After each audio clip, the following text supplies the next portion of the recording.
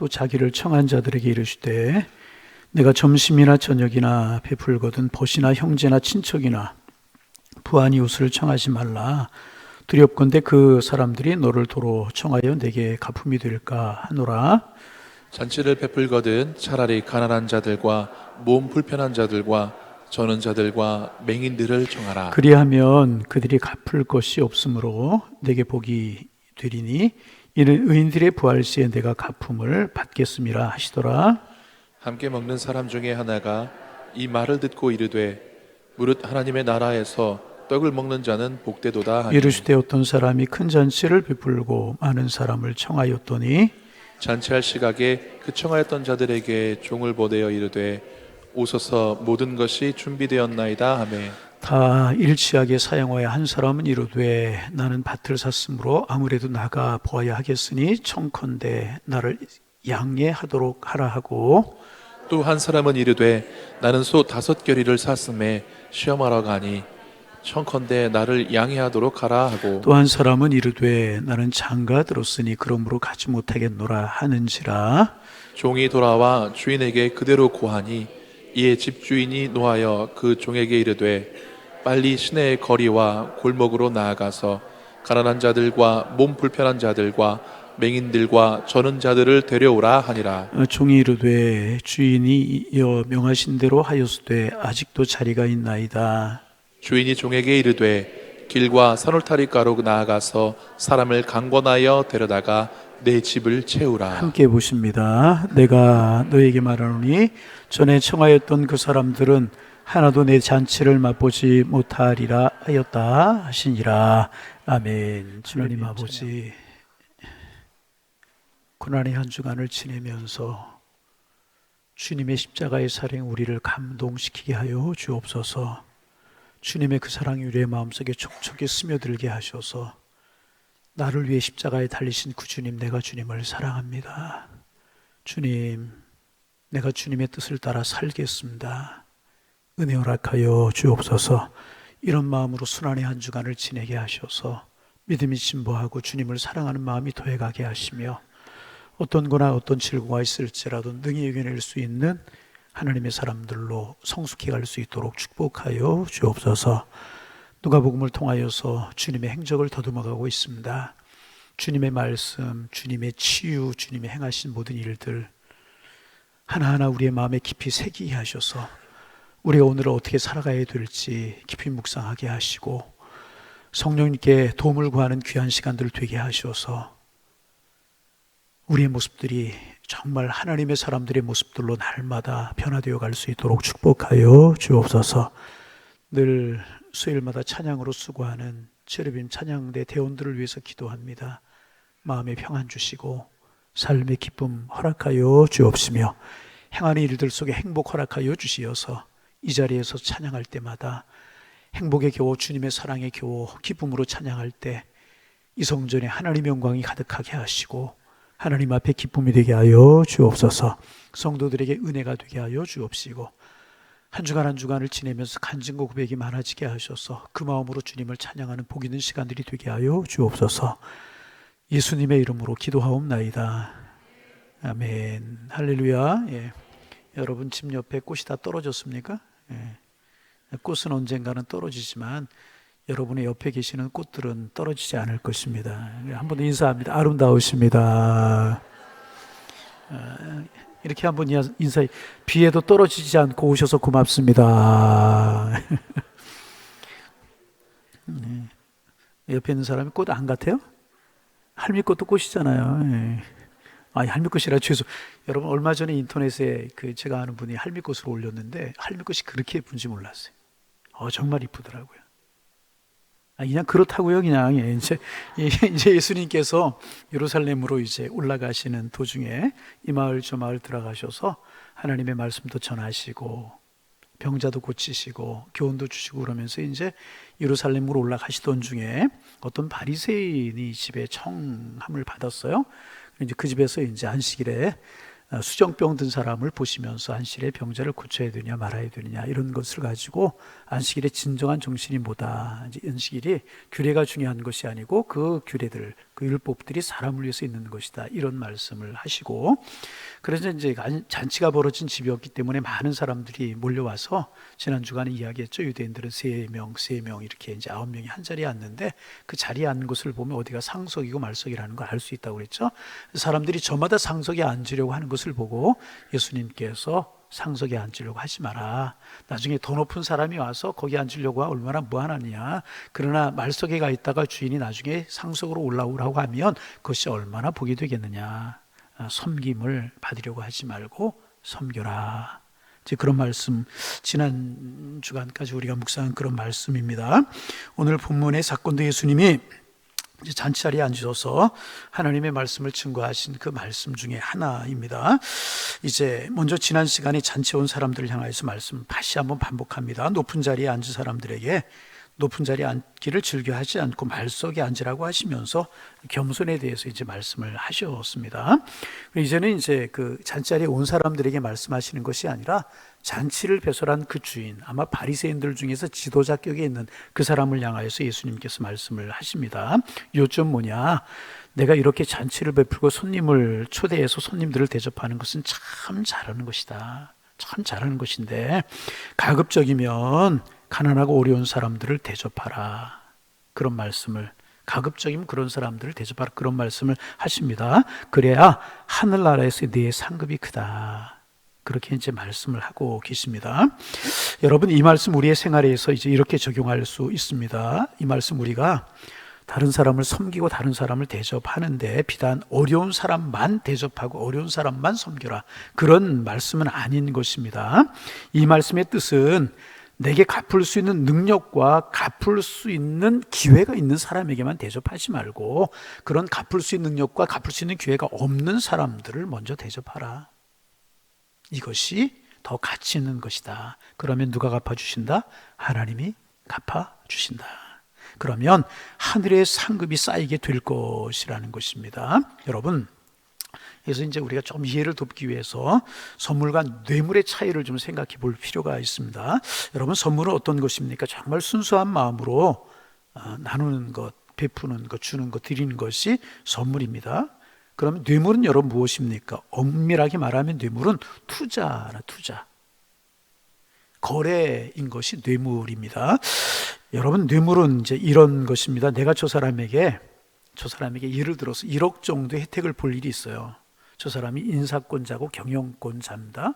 어떤 중요한 일을 결정해서 나에게 이 혜택을, 유익을 줄 수 있는 그런 사람입니다. 그런데 저 사람이 마음만 먹으면 내게 1억 정도의 혜택을 줄 수 있는 그런 사람입니다. 그러면 여러분, 그 사람에게 얼마 정도를 줄까요? 2억을 가져다 주는 사람이 있습니까? 그런 사람 없어요. 1억을 가져다 주겠습니까? 그런 것도 아니고 보통 5천만 원 정도, 아니 그냥 예를 들어서 그 금액보다 적게 줄 거라는 3천만 원에 5천만 원 정도, 2천만 원이 3천만 원 정도 이제 줄 것입니다. 그러면 2천만 원, 3천만 원을 받아먹고 나에게 1억 정도쯤 혜택을 달라. 이런 것을 가리켜 뭐라고요? 선물이라고 그래요? 뇌물이라고 그래요? 뇌물이라고 그러는 것입니다. 내가 준 것보다도 받을 것이 더 많은 것, 이것은 뇌물이라는 것입니다. 그런데 선물은 어떻습니까? 선물은 기본적으로 그에게 받을 것을 생각하지 않아요. 그 사람이 나에게 적게 주든지 많이 주든지 아니 안 주든지 그런 거 전혀 생각하지 않고 주는 것이 뭐다? 선물. 이것이 선물과 뇌물의 차이라고 이야기할 수 있어요. 그러면 그리스도인들이 여러분 잘 생각해 보세요. 그리스도인들이 다른 사람을 대접해야 되는 것은 선물이어야 합니까? 뇌물이어야 합니까? 그런데 여러분 뇌물하고 계시진 않아요? 그리스도인들이 다른 사람을 대접하는 것은요, 선물이어야 된다는 것입니다. 그리스도인들의 남을 섬김은요, 선물이어야 되는 것입니다. 그러면 그 사람에게 내가 베풀었지만 누가 받으신다? 하나님이 받으신다. 따라합니다. 하나님이 받으십니다. 하나님이 받으시고 상급으로 우리에게 채워 주신다는 것입니다. 그러므로 내게 갚을 능력이 있는 사람, 내게 혜택을 줄 수 있는 사람, 그런 사람보다는 어렵고 힘들고 고통당하는 사람, 그래서 나에게 할 수 없는 그 사람에게 베풀고 물질을 나누라. 그것을 예수님께서 말씀하고 계시는 것입니다. 여러분, 우리가 이제 우리 주변을 보면 흔히들 자기보다 잘난 사람들에게 대접을 하기를 참 좋아하는 그런 경향이 누구나 할 것 없이 있어요. 그래서 뭐 어떤 사람 괜찮은 사람을 대접하면 나도 그 사람과 레벨이 같은 사람이다. 그런 생각을 하기도 하고 가급적이면 다른 사람하고 어울리려고 하는 그런 심리가 우리에게 있는 것 사실 아니겠습니까? 그래서 내 만족도 누리고 돌아오는 혜택도 좀 보려고 하는 그런 심리가 마음속에 있는 것이 사실입니다. 그러나 우리 그리스도인들은 그런 사람들이 아니고 나보다 못한 사람, 나보다 조금 어려운 사람, 그런 사람을 대접함으로 하나님을 기쁘시게 하라는 거예요. 그러면 거기에 따른 상급을 누가 주신다? 하나님이 주신다. 그래서 우리는 세상 사람들과 관점이 달라야 될 것을 말씀하고 계시는 것입니다. 이런 관점에서 다른 사람을 대접하라. 이것이 오늘 예수님께서 말씀하시는 말씀의 핵심인 것입니다. 자, 이런 기준을 가지고 오늘 본문 말씀을 하나하나 좀 풀어보도록 하겠습니다. 12절 말씀 같이 한번 몇 절? 읽어봅니다. 읽을 때 읽는 사람이 은혜가 되는 사람, 말 좀 하자고요. 읽을 때 읽는데 같이 있는 분들이 은혜가 되고 복이 되는 사람입니다. 자, 12절 읽을 때 늘 말씀 읽을 때 다른 사람의 소리를 들으면서 내 목소리 내는 것이 은혜라고 그랬어요. 같이 읽어봅니다. 또 자기를 청한 자에게 이르되 내가 점심이나 저녁이나 베풀거든 벗이나 친척이나 부한 이웃을 청하지 말라. 두렵건대 그 사람들이 너를 도로 청하여 내게 가품이 될까 하노라. 그렇게 하는 것을 두려워하라. 그렇게 하면 하나의 주고받는 것밖에 되지 않아서 상급이 없을 것이다. 그런 말씀인 것입니다. 여러분, 사람들이 나에게 주는 것이 소중합니까? 하나님이 나에게 주시는 것이 소중합니까? 그렇게 하면 서로 거래하는 것이기 되기 때문에 하나님께서 나에게 줄 것이 아무것도 없다는 것입니다. 그래서 하나님의 사람들은 어떻게 해야 되느냐? 13절 읽습니다. 잔치를 베풀거든 차라리 가난한 자들과 몸 불편한 자들과 저는 자들과 맹인들을 청하라. 어렵고 힘든 사람들을 오히려 청하라는 거예요. 여러분, 쉽지는 않지만 주님은 그렇게 하라. 자, 그리하면 어떨까? 14절 읽습니다. 그리하면 그들이 갚을 것이 없으므로 누구에게 복이 되리다? 내게 복이 되리니 이는 의인들의 부활 시에 내가 갚음을 받게 했음이라 하시더라. 하나님께서 그렇게 하면 하나님께서 채워주시고 하나님께서 갚아주신다는 것입니다. 지난주에도 제가 바클레이 주석가의 이야기를 좀 인용했습니다만 오늘도 바클레이라고 하는 영국의 신학자 이야기를 좀 해보려고 합니다. 사람들이 베풀고 나누고 구제를 하는데 구제의 동기가 네 가지라는 거예요. 몇 가지? 네 가지. 사람들이 남을 돕는 동기가 크게 네 가지라는 거예요. 첫째는 뭐냐 하면 동정심에서. 동정심이라고 하는 게 뭐예요? 측은히 여기는 마음. 길거리에서 장애를 가지고 손을 벌리고 있는 사람을 보면 측은한 마음이 든다는 거예요. 어린아이들이 길거리에서 꼬재재한 모습으로 있는 것을 보면 측은한 마음이 든다는 것입니다. 그래서 아무리 약한 사람도 그런 어려운 사람들을 보면 마음속에 동정심이 든다는 거예요. 그 동정심으로 나눌 수 있고 베풀 수 있고 구제할 수 있다. 첫 번째 동기다. 바클레이라고 하는 신학자가 이런 이야기를 했고요. 두 번째는 뭐냐 하면 우월감에서 하는 경우도 있다는 거예요. 우월감. 내가 이만큼 갖추고 있다. 내가 이만큼 내가 소유한 사람이다. 죄송하지만 내가 이만큼 잘났다. 그런 마음의 동기로 특별히 예수님 당시에 바리새인들이 그랬다고 그랬죠. 지난주에 이야기했죠. 어떤 구제할 사람, 도움의 대상이 있으면 주위를 쳐다보다 가만히 서 있다가 사람들이 오면 그때서야 주머니에 손을 넣어가지고 지갑을 꺼내가지고 돈을 빼가지고 한 3번쯤 공중에다 흔들고 내가 이런 것을 하는 사람이다. 이게 우월감이라는 거죠. 여러분, 바리새인들처럼 하지는 않지만은 우리의 마음속에 그런 마음이 있을 수는 있다. 우월감을 가지고 하는 경우가 있을 수 있다는 것입니다. 그런가 하면 세 번째 동기는 뭐냐 하면 이기적인 동기에서. 바클레이는 이것을 가리켜서 계산된 구제, 그렇게 이야기하고 있습니다. 잘 따져보아서 내가 이것을 함으로 사회적인 인식이 좋아지고 다음에 내가 얼마를 얻게 될 것인가, 손익계산을 한다는 것입니다. 이기적인 계산으로. 여러분, 이 말씀을 준비하면서 마음속에 그런 생각이 들었어요. 나는 하나님 앞에 예물을 드리고 헌금을 할 때 계산적으로 드리고 있지는 않은가. 여러분 어떻습니까? 여러분 어떻습니까? 그럴 수 있다는 거죠. 구제를 할 때도 그럴 수 있다는 거죠. 여러분, 우리가 하나님 앞에 하는 것은요, 순수한 마음이 되기를 소망합니다. 그래서 여러분, 보통 기업들이 이제 수해가 나거나 뭐 지진이 나거나 이럴 때 이제 거기에 이제 그런 이제 기부금을 하고 그렇지 않습니까? 그런데 이제 그 기부금을 처리하면 세제 혜택이 있고 기업 이미지가 좋아지는 이런 것 때문에 기업들이 앞다투어서 이제 기금을 내고 그러는 경우가 참 많이 있어요. 그런데 이 첫 번째, 두 번째, 세 번째, 다시 말하면 동정심에서 하거나 우월감에서 하거나 이기적인 욕심에서 구제하는 것, 이런 것은 여러분 절대로 나쁜 것이 아니에요. 그렇다고 나쁜 것이 아니라는 것입니다. 어쨌든 까지 베풀고 돕고 나누는 것은 좋은 것일까요? 나쁜 것일까요? 좋은 겁니다. 물어볼 것도 없죠. 그런데 어떻게 하라?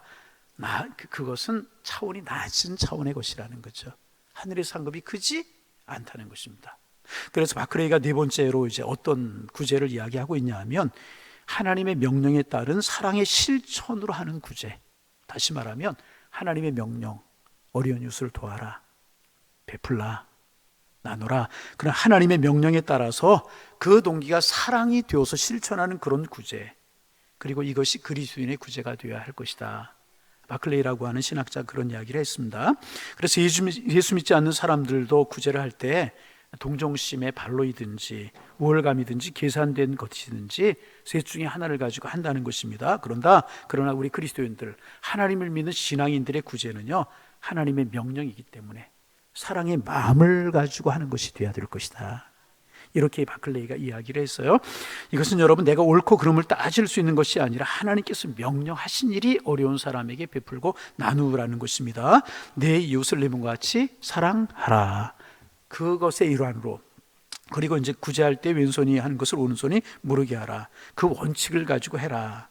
동정심으로 하든지 우월감을 가지고 계산된 것으로 하든지 칭찬받을 만한 것이 좋은 것이지만, 그러나 그리스도인의 구제는 거기에서 머물러서는 안 된다는 것입니다. 하나님의 명령에 따라서 순종함으로 사랑이 실천하는 그런 구제가 되어야 될 것이라는 것입니다. 물론 이제 하나님의 사람들이 구제하고 나누면서 이런 동정심이라든지 우월감이라든지 계산감 안 들어갈 수는 없지만, 그러나 주된 목적이 뭐냐 하면 하나님의 명령에 순종해 사랑으로 하는 것이 되어야 될 것이다. 여러분, 그렇게 이야기하고 있는 것입니다. 여러분, 앞으로 살아가면서 여러분 할 수 있는 한 좀 많이 베푸시기를 바랍니다. 펼 수 있어야 돼. 여러분, 물질의 원리라고 하는 것이 참 희한한 게 흘러가야 돼요. 나에게 와서 고여 있으면은요, 더 이상 고이지 않고 쌓이지가 않아요. 그런데 흘러가면 또 채워지게 되고, 흘러가면 또 채워. 하나님의 원리. 아니, 크게 많이 못할지라도 작게라도, 여러분 돈 10,000원이라도 어때요? 돈 10,000원이라도. 제가 이번에 이제 우리 창립 기념 헌금 했잖아요. 튀르키예 지진, 시리아 쪽에 이제 우리 지진이 나서 많이 어려워하는 분들에게 이제 좀 구제 헌금으로 보내겠다고 그랬더니 다른 때보다 좀 헌금을 많이 해주셨어요. 그래서 이것을 어떻게 할까, 조상인자님, 사회봉사부장님이 이렇게 좀 상의도 하고 이제 그래가지고 보낼 수 있는 기관들이 많아요. 굉장히 많아요. 방송사도 있고 NGO 단체도 있고. 그런데 이거 선교사님들에게 직접 가서 직접 도울 수 있는 방법이 있으면 좋겠다. 그러던 중에 이제 제가 가까운 분이 총회에서 일을 하는 분이 계셔서, 총회 사회부라고 있어요. 우리 교단에 여러 부서가 있는데 거기에 사회부가 이제 그런 역할을 담당하는 그런 부서거든요. 그래서 그곳으로 보내서 선교사님들에게 직접 전달될 수 있으면 좋겠다, 그런 생각을 해가지고요. 어떻게 이야기하다 보니까 그런 거 별로 좋아하지는 않는데 제시가 왔어요. 그러면 교회에 와서 전달식을 좀 하면 어떻겠느냐. 그래가지고 이번 주일날, 부활주일날 오후에 총회 사회부에서 오셔서 전달식을 좀 하려고 그래요. 괜찮을 것 같죠? 2천만 원 전달을 하려고 좀 그래요. 괜찮죠? 그래서 여러분이 얼마나 감사한지 모르겠어요. 정말 창립현관명단을 쭉 제가 봤어요. 헌금 명단 보지 않지만 쫙 봤어요. 그런데 정말 심하게 없게 한 분들이 얼마나 많은지 모르겠어요. 차제에 감사의 말씀을 드리고, 크게 하지 않을지라도 어떻습니까? 우리의 마음이 다른 사람을 향하여 열려 있고, 주님께로부터 내가 은혜를 받았으니까 나누어야지, 그런 마음 가지고 한다면, 죄송합니다. 오늘 제가 왜 고구마 생각이 났는지 모르겠어요. 아침에 식탁 위에 고구마가 있어서 그런지 모르지만, 고구마 하나로 나눌 수 있으면 어떻고, 라면 하나도 끓여서 같이 나눌 수 있으면 어떤 것이고, 그렇지도 않다면 따뜻한 말 한마디가 도울 수 있는 것이 얼마나 귀한 것이겠습니까? 그런 것부터 시작이 되게 되는 것입니다. 그래서 여러분, 사람들이 크게만 하려고 하니까 어렵지 작게라도 하는 거 참 중요한 것입니다. 우리의 마음이 열려있기를 소망합니다. 그래서 여러분, 선행도 훈련입니다. 구제하는 것, 베푸는 것, 나누는 것, 이것도 여러분 훈련입니다. 그 사람의 생애를 보면은요, 그게 어느 순간에 변하기가 참 힘들어요. 그런데 한번 변하면 그런 사람이 되게 되는 것입니다. 선행도 구제도요, 훈련입니다. 자꾸 해야, 그러면 하면 이상하게요, 할 것이 넘치게 되는 거예요. 안 하면 매일 모자라고 매일 그렇게 살게 되는 거예요. 여러분, 우리의 마음이 넓어지기를 소망합니다. 한 번도 못 해본 사람은 한 번도 못 해요. 그런데 하는 분들은 자꾸 일종의 훈련이기 때문에 그래요. 그래서 여러분, 기도하는 것과 같아요. 여러분, 기도도 훈련입니다. 기도도 훈련이에요. 여러분, 예배도 훈련입니다. 수예배 안 나온 분들은요, 안 나와요. 안 나와요. 나오시라고요, 좀. 그렇습니다, 여러분. 뭐 직분 상관없어요. 안 나와요. 기도도 마찬가지 훈련이에요. 우리가 지금도 이제 12시간 딜레이 기도 하지 않습니까? 근데 뭐 24시간 딜레이를 하든지 간에 뭘 하든지요, 온마음 기도회를 한다 그러면 가만히 보면은요, 바뀌는 인원이 별로 없어요. 그분들이. 왜? 훈련이 안 돼서 그래요. 여러분, 우리가 다른 것은 몰라도요, 기도하는 훈련, 예배하는 훈련을 잘 되어 있는 우리 교회가 되기를 소망합니다. 교회가 누구예요? 여러분 자신이잖아요. 뿐만 아니라 선행하는 것, 이런 것도 여러분 훈련이라는 것입니다. 훈련. 오늘 주님이 말씀하시는 것이 그것인데, 마태복음 6장에도 구제에 관해서 말씀하시는 내용이거든요. 근데 이제 그 조금 다르게 오늘 본문에서는 하늘에 받을 상급과 연관지어서 우리 주님이 말씀하고 계세요. 이제 하늘에서 상급을 받는 베품은 어떤 것이냐? 그것이 바로 갚을 능력. 너에게 줄 만큼 줄 수 있는 능력이 있는 그런 사람 아니라, 그런 능력이 없는 사람에게 베푸는 것, 그것이 진정한 구제이고요. 그 사람이 너에게 하지 못하면 하나님이 갚아주실 것이다. 하나님이 너에게 주실 것이다. 사람이 나에게 주는 게 클까요? 하나님이 나에게 주신 게 클까요? 비교하지 못할 상급으로 하나님이 채워주실 것이라는 거예요. 여러분, 이런 은혜가 우리에게 있기를 소망합니다. 한번 따라서 해보실까요? 주님, 이런 마음 갖게 하소서. 여러분, 사람이 살아가면서 베풀고 나누며 살아갈 수 있다는 게 얼마나 복이겠어요. 여러분, 우리 교회가 이런 교회가 되기를 소망합니다. 그래서 이제 터키 좀 이렇게 거의 2천만 원 정도 헌금을 하고 한 700만 원 정도는 우리 노회에서도 우리 교인들 중에서 또 어려운 분들에게 나누고 그래요. 전액 우리 창립헌금 한번 나누려고 그래요. 그래서 매년 이 나눌 수 있는 금액이 커졌으면 좋겠어요. 그래서 우리 주변에 있고 그런 분들 중에서 어려워서 힘들어 지쳐 있는 분들은 우리가 손길이 가고, 정말 우리에게 그런 교회를 서갔으면, 그래서 이런 일들에 많이 동참하셔서, 그래서 하늘의 상급을 누리며 살아가는 우리 교회와 여러분들이 다 되실 수 있기를 주님의 이름으로 축원합니다. 그렇게 될 수 있다면 얼마나 귀하고 아름다운 것이겠어요. 예. 예수님께서 이 말씀을 하시자 이제 옆에 듣고 있던 바리새인 귀에 한 말씀이 탁 들어오는 그런 말씀이 이제 있었습니다. 14절에 보면 이 의인들의 부활시에라고 하는 표현이 있습니다. 14절 말씀 같이 한번 다시 읽어봅니다. 그리하면 그들이 갚을 것이 없으므로 내게 복이 있다는 이야기, 하나님이 너에게 채워주실 것이라는 거예요. 할렐루야. 하나님이 채워주실 줄로 믿습니다. 이거 우리 믿을 수 있어야 돼. 믿을 수 있어요.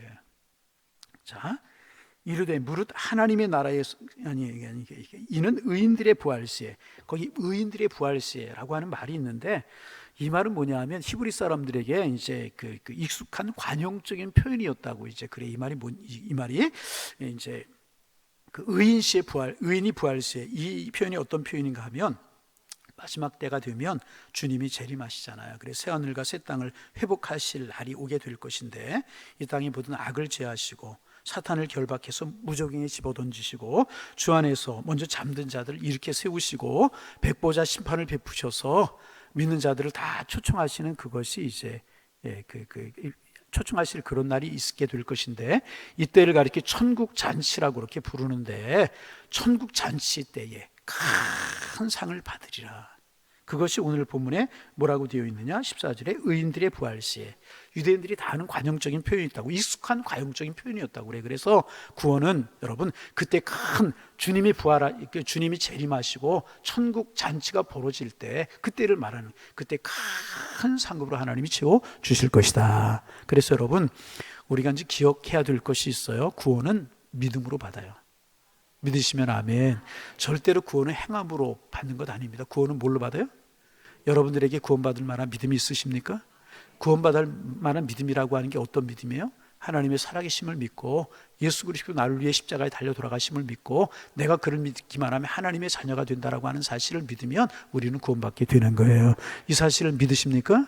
그럼 여러분 구원 받으셨는 줄로 믿습니다. 구원은 뭘로 받아요? 믿음으로. 그런데 상급은 행함으로 받는 것입니다. 상급은 무엇으로? 구원은 믿음으로 똑같이 우리가 하나님의 나라에 가는 것입니다. 그런데 상급은요, 내가 얼만큼 하나님을 위하여 헌신했느냐, 내가 얼만큼 하나님의 명령을 따라 희생하고 나누었느냐, 이것에 따라 상급은 달라질 것이라. 그래서 예전에 이제 오늘 설교 준비하면서 그 생각나, 예전에 부흥하던 목사님들이 그런 이야기를 했죠. 어떤 사람 하나님의 나라에 가면 금면류관을 쓸 사람이 있대. 여러분 모두가 그런 면류관의 주인공이 되기를 원합니다. 드리고 베풀고 나누고 헌신할 그런 주인공 되기를 소망합니다. 일단 길어봤자 80, 90분이 안 되잖아요. 하나님의 나라 영원하잖아요. 어떤 사람은 은면류관을 쓰는 사람도 있대. 근데 이제 옛날에 부흥회를 하던 목사님들 기억나죠? 어떤 사람은 천국 가서 개털 모자를 쓰고 있는 사람이 있거든. 개털 모자가 잘 뭔지 모르겠어. 여털도 아니고 오리털도 아니고 뭔 것 같아? 개털로 만든 뭔 것 같아 하여튼. 그리고 뭐를 하느냐? 문지기를 한대. 여러분 옛날에 부흥회 하던 그런 목사님 말씀 기억나세요? 뭐 기억이 안 나는 분들은 저보다 이제 하여튼 그러면, 근데 나는 천국에 가서 분명히 금면류관을 쓸 줄 아는데 하나님 너 개털 모자 너 거다. 그럴 수도 있다는 거예요. 그럴 때 참 얼마나 서운하고 싶네요. 여러분 우리 이 땅에 안주하는 사람들이 아니고요, 하나님의 나라를 바라보며 살아가는 사람들이죠. 여러분 이 다음에 금면류관, 보석면류관의 주인공들이 다 되실 수 있기를 소망합니다. 의인의 부활세, 주님이 재림하시는 잔치자리에 상급이 있을 것이라.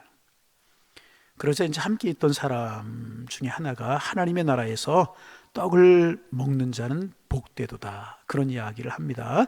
하나님 나라에서 떡을 떼는 참 복되다, 그런 말씀을 하고 계십니다. 그러자 예수님께서 이제 여기서 잔치라고 하는 말을 가지고 또 하나님의 말씀을 계속해서 이어가십니다. 그런데 참 저는 이 말씀을 묵상하면서 야, 예수님이 참 놀라우시다, 그런 생각을 했어요.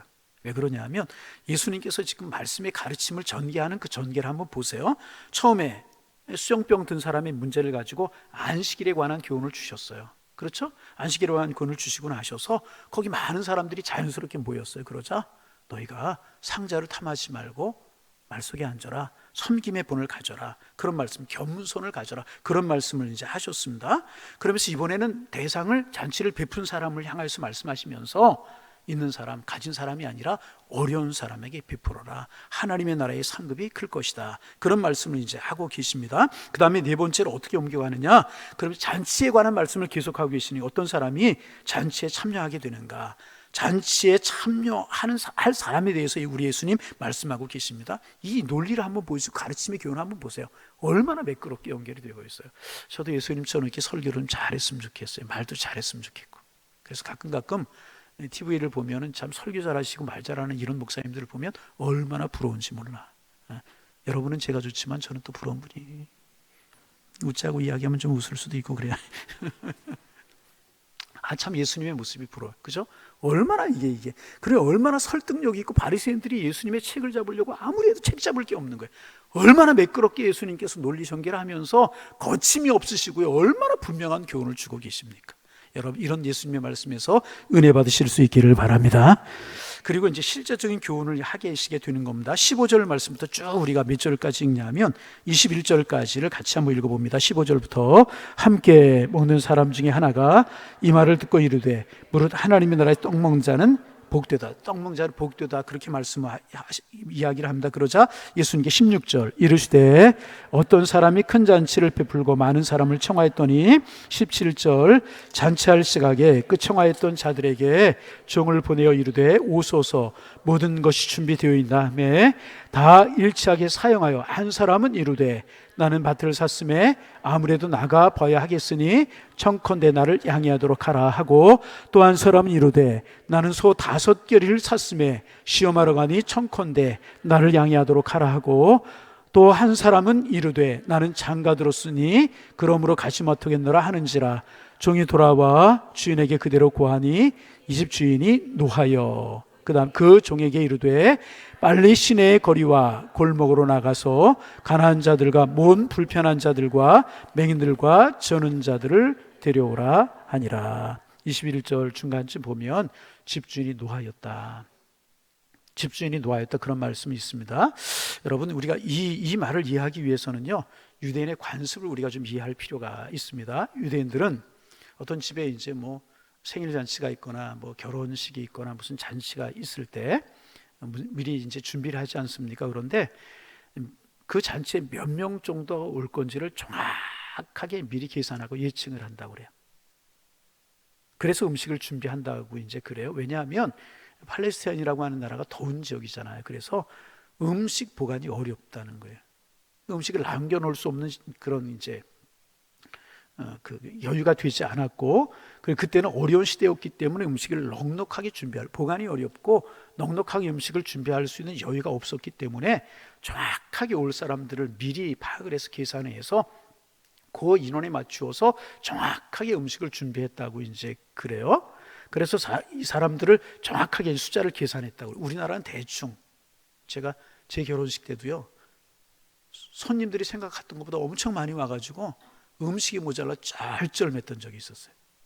그랬던 적이 있었는데 우리는 그냥 대충 계산하잖아요. 뭐 아버님 손님 몇 명, 내 손님 몇 명, 그렇게 계충을 하잖아요. 그런데 이들은 정확하게 이제 계산하는데 어떻게 계산하냐면 초청장을 먼저 보낸다고 그래요.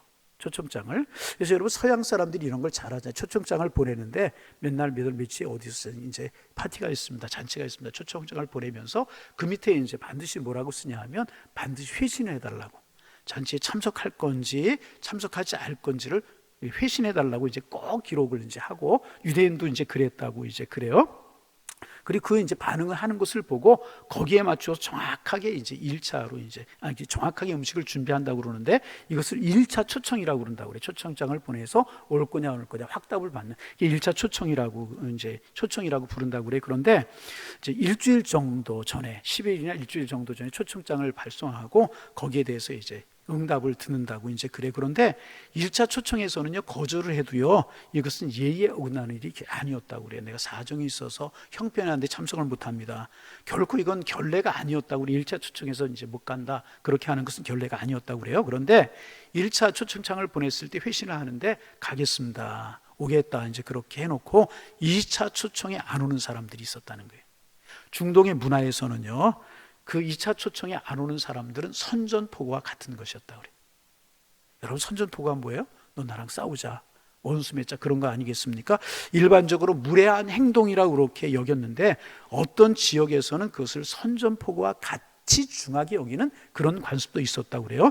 의도적으로 모욕을 주는 행위로 간주했다. 너 나랑 관계 끊자, 너 나 보지 말자는 거지, 너 앞으로 너 관계 끊자, 그런 행위로 이제 유대인들은 보았다는 것입니다. 오늘날에도 이제 조금 기분 나쁜 것은 사실이지 않습니까? 처음에 이제 우리 뭐 있어가지고 우리 모임을 하는데 올 거냐, 오겠다고. 그런데 오겠다고 그래놓고 안 왔어요. 그러면 이제 무례한, 오늘날의 상황에서도 무례한 것이 사실이 아닙니까? 잘 준비해놨는데 안 했어요. 얼마나 낭피되는 일이겠습니까? 근데 이제 여기에서 이제 초청을 했다는 이야기는 뭐냐 하면 첫 번째 초청한 사람들, 그들이 응답을 했단 말이죠. 그리고 이제 오소서 모든 것이 준비되어 있습니다, 그렇게 이야기하잖아요. 지금도 유대인들이 이런 표현을 쓴다고 그래요. 오소서 모든 것이 준비되어 있습니다. 그렇게 이제 하인을 보내어서 2차 초청을 하는 거예요. 오소서 모든 것이 준비되어 있습니다. 그러니까 1차 초청에 응답한 사람들에게 종을 보내어서 오소서 모든 것이 준비되어 있습니다. 그렇게 2차 초청을 하는 것이라는 것입니다. 그런데 거절을 해요. 그 이유가 무엇인가 하면 첫 번째 사람은 밭을 샀으니까 밭을 갈아야 되기 때문에 오지 못하겠다. 두 번째는 뭐라고요? 소 5겨리를 샀으니까 실험해야 되니까. 세 번째는 장가를 들었으니까. 여러분들 가만히 생각해 보세요. 이 세 가지가요 다 이유가 안 되는 거예요. 말씀드렸죠? 10일 전이나 일주일 전에 초청장을 보낸다고 그랬잖아요. 그런데 여러분 밭을 사는 일이 한두 주 전에 이루어지는 것입니까? 계약을 해야 되고 잔금을 치러야 되고 오래전에 이루어져야 되는 것이기 때문에 이것은 이유가 되지 않는다는 거예요. 두 번째 경우도 마찬가지였다. 소결이 나가서 밭을 가는 게 꼭 이때만 해야 되는 것은 아니었다는 거죠. 장가 가는 것도 마찬가지였었습니다. 신명기 24장에 보면은요 이 장가 같은 경우, 결혼식 같은 경우에는 병역의 의미가 있을 때 1년 정도까지 유예해 주는 것이 유대인의 법이었었어요. 그러니까 얼마든지 올 수 있는 그런 상황이었다는 것입니다. 그러니까 오늘날의 용어로 이 사람들이 거절한 이유를 바꿔서 이야기하면 첫 번째 사람은 뭐냐 하면 나는 장사도 해도 일이 바빠. 그래서 못 가. 두 번째는 뭐냐 하면 이제 잔치에 가는 것보다 내 일이 바빠. 내가 놀아야 되고 사람 만나야 돼. 그래서 못 가. 세 번째 사람 뭐냐 하면 어떻게 이제 그것보다는 율법을 앞세워서 초청을 거절한 그런 경우라고 이야기를 할 수가 있습니다. 예수님께서 이 말씀을 하시는 이유를 우리가 좀 정확하게 알 필요가 있는데 이것을 여러분 복음으로 지금 비유하고 계시는 것입니다. 예수님이 초청하고 계신 사람들을 지금도 예배의 자리로, 기도의 자리, 교회로 복음 이제 초청을 하는데 거절하는 사람들 중에서는 오늘 가게 문을 열어야 되기 때문에 내가 예배 갈 수 없다. 내가 차를 새로 샀는데 강원도 가족들하고 여행을 가야 되기 때문에 올 수 없다. 오늘 어머니가 오신다고 했고 내가 어머니를 찾아뵈는 날이기 때문에 올 수 없다. 이런 경우가 똑같은 것이라는 것입니다. 오늘날 그대로 적용이 가능한 그런 이야기라는 것입니다. 2000년 전이나 오늘에 똑같이 적용할 수 있다는 것입니다. 주일날 이제 코로나로 좀 상황이 달라지긴 했지만은 똑같이 적용할 수가 있다는 것입니다. 나 주일날 일을 해야 돼. 돈벌이 돼. 나 비즈니스로 바빠. 이런 거 첫 번째 사람이고, 두 번째 사람 무엇인가? 가족들끼리 오래간만에 여행을 해야 돼. 뭐 이런 경우로 이야기를 할 수 있는 것이고, 세 번째는 뭐냐? 집안에 갑자기 바쁜 일이 생겼어. 이래서 초청을 거절했다는 것입니다. 오늘날과 똑같이 적용할 수, 첫 번째 초청의 은혜인데 두 번째 이렇게 거절했다는 것입니다. 그러자 주인이 화가 났습니다. 이거는 너무나 나를 무시하는 것이다. 첫 번째 10일이나 일주일 전에 초청장을 보내서 오겠다고 확답을 해놓고 그때 거절했으면 괜찮은데 이번에 이거 거절하고 초청에 응하지 않는 것은 나를 너무나 무시한 것이다. 결례다. 선전포고다. 그렇게 생각을 했다는 것입니다. 그래서 하인들에게 이야기를 합니다. 21절 읽어봅니다. 종이 돌아와 주인에게 그대로 고하니 이에 집주인이 노하여 그 종에게 이르되 빨리 시내의 거리와 골목으로 나가서 가난한 자들과 몸 불편한 자들과 맹인들과 저는 자들을 데려오라 하니라. 자, 22절 종이 이르되 주인이여 명하신 대로 하였으되 아직도 자리가 비었다는 것입니다. 그러자 주인이 무엇라고 이야기를 합니까? 23절입니다. 주인이 종에게 이르되 길과 사람을 강권하여 데려다가 내 집을 따라합니다. 내 집을 채우라. 24절 읽습니다. 내가 너에게 말하노니 전에 청하였던 그 사람들은 하나도 내 잔치를 맛보지 못하리라 하였다 하시니라. 여러분, 이 말씀을 예수님께서 지금 왜 하고 계시는 것이겠습니까? 이스라엘 백성들의 마음이 이랬다는 것입니다. 이스라엘 백성들에 대한 주님의 책망의 말씀인 것입니다. 1차 초청한 사람들은 누굽니까? 선지자들을 가리키는 거예요. 그리고 구약의 선지자들을 메시아에 대해서 예언했습니다. 메시아가 오실 것이다. 예언했단 말이죠. 그리고 세례 요한을 보냈어요. 2차 초청을 한 것이나 마찬가지죠. 그리고 정작 우리 주님이 오셨지만 주님이 오셔서 내게로 오라 초청하시자 사람들이 다 핑계를 댔다는 거예요. 밭에 가야 된다. 소 5겹을 산뒤 시험을 해봐야 된다. 나는 결혼했기 때문에 율법적으로 움직일 수가 없다. 이러저런 이유로 우리 주님의 초청을 다 거절하고 주님께로 나오는 것을 다 거절했다는 것입니다. 그래? 그러면 이스라엘 사람들 말고 너희들 말고 밖으로 나가서 흠 있는 사람이라도 이스라엘 백성들이 죄인시 취급하는 이방 사람들이라도 가난한 사람들이라도 부족함이 좀 있는 사람들이라도 그들을 다 데리고 와라. 우리 주님이 그렇게 말씀하고 계시는 것이라. 여러분, 주님의 마지막 말씀 보세요. 그 사람들은 하나도 내 잔치를 맛보지 못하리라. 여러분, 무서운 책망의 말씀 아닙니까? 내 잔치, 내 구원의 은혜, 내가 주시는 축복 이런 거 하나도 맛보지 못하리라. 여러분 꼭 기억하시길 바랍니다. 늘 말씀드리지만은요, 하나님의 때가 있어요. 구원의 문이 열리는 때가 있어요. 열처녀들에게 신랑을 맞이할 수 있는 때가 있는 것입니다. 그때 여러분 기름과 등을 함께 준비해야 되는 것입니다. 문이 닫히면 진노의 때가 시작이 되게 되는 것이고요, 하나님의 심판의 때가 시작이 되게 되는 것이라는 것입니다. 그분이 은혜를 접으시고요, 심판을 펴실 때가 반드시 있다는 것입니다. 그러면 여러분, 우리가 해야 될 일이 무엇이겠습니까? 하나님이 기회 주실 때, 주님 사랑하고 주님 건강 주실 때, 주를 위해 헌신하고, 하나님이 시간 주시고 여유 주실 때 주를 위해 예배하고, 주를 위해 기도하고, 지혜로운 다섯 처녀가 잘 준비했던 것처럼 기도로 준비하고 말씀으로 준비하고 은혜로 준비하여서 주님 오실 때, 주님이 심판하실 때, 주님이 축복을 주실 때 아름답고 귀한 것들을 받아 누리는 하나님의 사람들이 되어야 되지 않겠습니까? 여러분, 오늘이 은혜의 문이 열려있는 세대인 줄로 믿습니다. 이럴 때 우리는 믿음으로 신하고 깨어 잘 준비해야 될 것이라. 주님, 지혜로운 사람 되게 하여 주옵소서. 여러분, 오늘 말씀 그대로 빌리면 우리는 원래 첫 번째로 초청을 받은 사람들은 아닙니다. 그렇잖아요. 유대인들이 첫 번째로 초청을 받았어요. 두 번째로 자리가 채워지지 않자 나가서 흠이 있고 부족한 사람들 다 오라고 했던 것처럼 그런 주님의 초청에 우리가 하나님의 사람들이 되고 영생 얻고 구원받은 하나님의 사람들이 된 사람들이라는 것입니다. 그러기에 우린 더 주님의 사랑과 주님의 은혜에 감사하면서 하나님의 은혜를 알지 못하는 우리와 같은 사람들에게 하나님께서 은혜를 베푸셔서 하나님의 자녀가 되었고 구원받은 백성이 되었고 천국 시민이 되었는데, 하나님 은혜의 때에 주님 복을 주실 때 그 복과 은혜를 받아 누릴 만한 믿음의 그릇을 갖춰나갈 수 있는 하나님의 사람들이 되게 하여 주옵소서. 그런 믿음으로 사셔서 주님이 예비하신 축복이 여러분의 것이 다 되실 수 있기를 주님의 이름으로 축원합니다.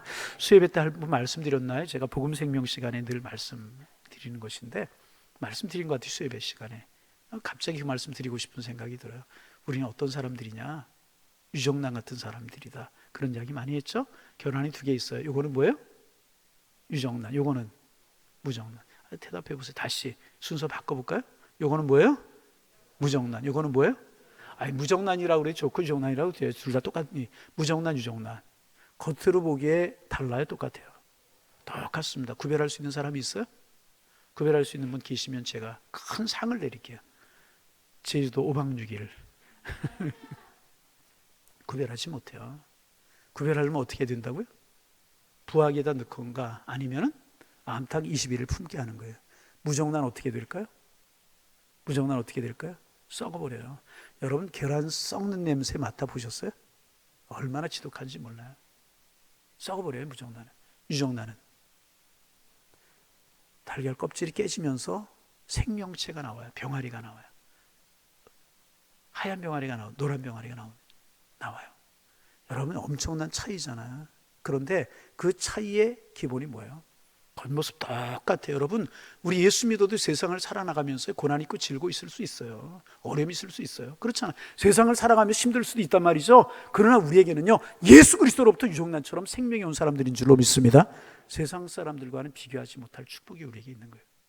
믿으시면 아멘. 엄청나게 달라요.